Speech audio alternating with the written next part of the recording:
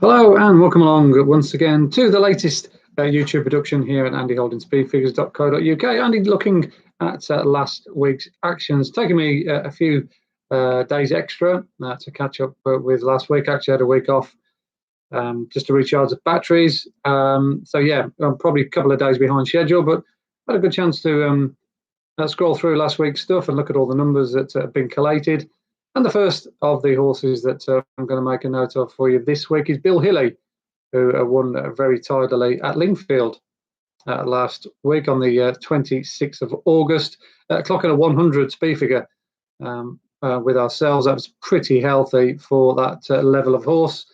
And on the evidence of that, he may go in again. He's now completed a hat-trick, of course, and I think actually he runs, as I speak, tomorrow, 24 hours. So obviously I'm doing this blog hopefully at a timely moment to perhaps catch Charlie Fellows' horse while the iron's hot. So Bill Hilly, a very strong time figure from last week. The day after, on the Friday, I think it was, Madame Tansy recorded a big number, 101. Now, for regular subscribers to Andy Holding Speed Figures, will know that Madame Tansy is capable of some really big times when she's on song. She has a certain set of criteria, a relatively small field, a well-run race. But she got that last week at Goodwood and came through to win in pretty decisive fashion in the end, clocking one of our fastest ever time figures. Eve Johnson Olsen's mare had run well in the blinkers the time before, so it wasn't a total shock that she was able to go in, even though she was a big outsider. So Madame Tansy, certainly one to keep on in mind for the rest of the season when she gets similar conditions.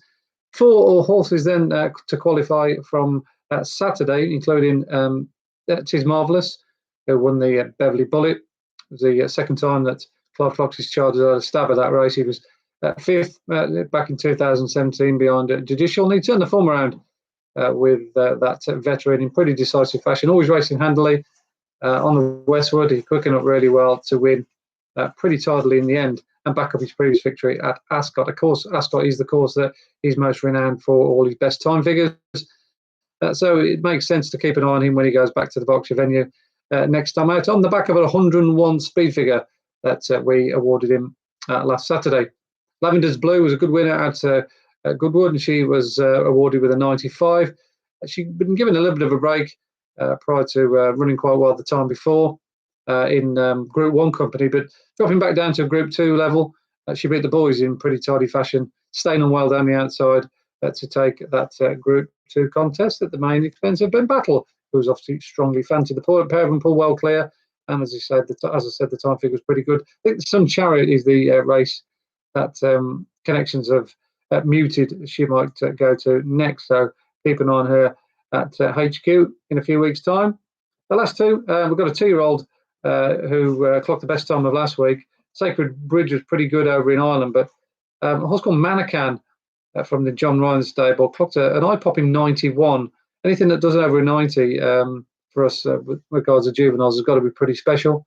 So 91 for this Chestnut colt definitely puts him up there in fairly high rank. I'd suggest this fella's at least a pattern race horse at the bare minimum. I love the way he strode clear as well at HQ. Once he hit the rising ground, he really pointed his toe. And his back in sectionals were the best on the card as well. 34.5 he clocked, which is over a full second quicker than anything else on the card. So that, along with his top figure of 91, suggests that Manakan can definitely make the grade at a high level. And the last but not least is Tiona from the Roger Varian stable. A little bit disappointing since winning in a fast time at Newcastle on the all-weather early on in the season. Though, of course, they thought that she might turn out to be an Oaks filly. Things didn't quite work out for her in the Musidora and the Oaks, of course, itself. But given a bit of a breather mid-season, she come back at Windsor last week and took that listed prize in fairly spectacular fashion, winning by 3.5 lengths and clocking 100 on hard time figures. So Tiona is very much back on track based on the figures and what we saw of her at the Berkshire track only a few days ago. So there we go. Magic 6 from last week. Bill Hilly with 100, Madame Tansy 101, Tis Marvellous 101, Lavender's Blue 95, Manakan 91, and last but not least Tiona with 100 from Windsor last Saturday.